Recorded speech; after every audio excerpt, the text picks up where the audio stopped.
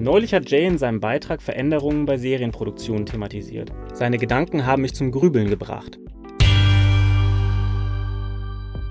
Ich habe diesen Winter so einige Serien gebinged und es waren viele dabei, die ich, interessant, zum Teil gut und vor allem unterhaltsam fand. Trotzdem hatte ich oft auch ein Gefühl von undefinierter Unzufriedenheit. Undefiniert? Ich finde, du siehst recht definiert unzufrieden aus.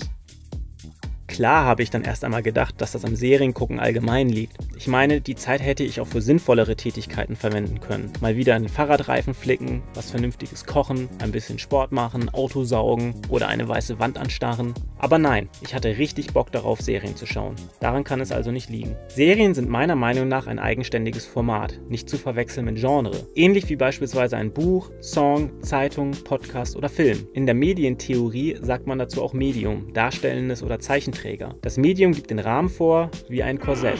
Inhalte müssen an das entsprechende Korsett angepasst werden, damit sie funktionieren. Manchmal reicht es ein bisschen zu drücken, manchmal muss man den Inhalt anpassen, das ist essentiell. Wird beispielsweise Literatur verfilmt, dann muss selbstverständlich der ursprünglich für ein Buch aufbereitete Inhalt, beispielsweise eine Abenteuergeschichte, so angepasst werden, dass er zu den strukturellen Vorgaben eines Films passt. Die Unterschiede zwischen Buch und Film sind eindeutig, auch zwischen einem Song und einem Gemälde. Schwierig wird es, wenn die Ähnlichkeit von zwei unterschiedlichen Medien zunimmt. Das ist für mich bei Film und Serie der Fall. Im Übrigen streiten sich die Leute vom Fach auch darüber, ob so etwas wie die Tagesschau nun eigentlich eine Serie ist. Schließlich erfüllt sie das grundlegende Merkmal einer Serie, die Wiederholung. Film und Serie haben grundlegende Gemeinsamkeiten. Das bewegte Bild und normalerweise auch der Ton gehören dazu. Alle Regeln zum bewegten Bild gelten für beide Medien gleichsam. Der essentielle Unterschied bisher: der Film hat eine begrenzte Dauer, die Serie besteht aus zahlreichen einzelnen Teilen, wobei mit der Dauer der einzelnen Serienteile gegenwärtig experimentiert wird. Natürlich gibt es aber auch ein großes aber dazu später. Eins ist klar, eine Geschichte muss für eine Serie anders aufbereitet werden als für einen Film.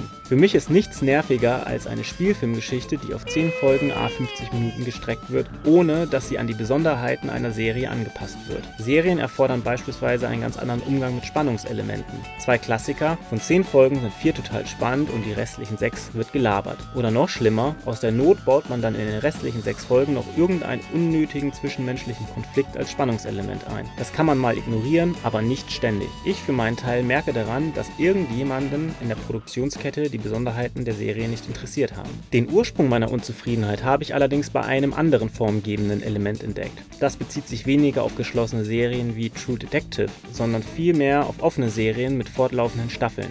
Das ist die Charakterentwicklung.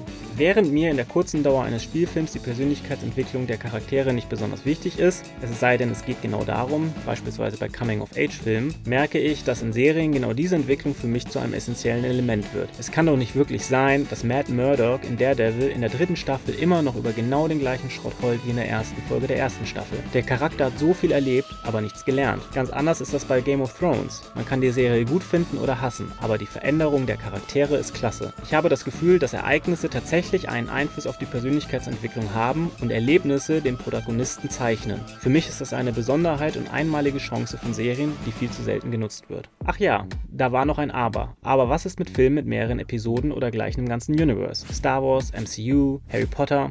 Kein Plan, das ist mir erst beim Schreiben aufgefallen.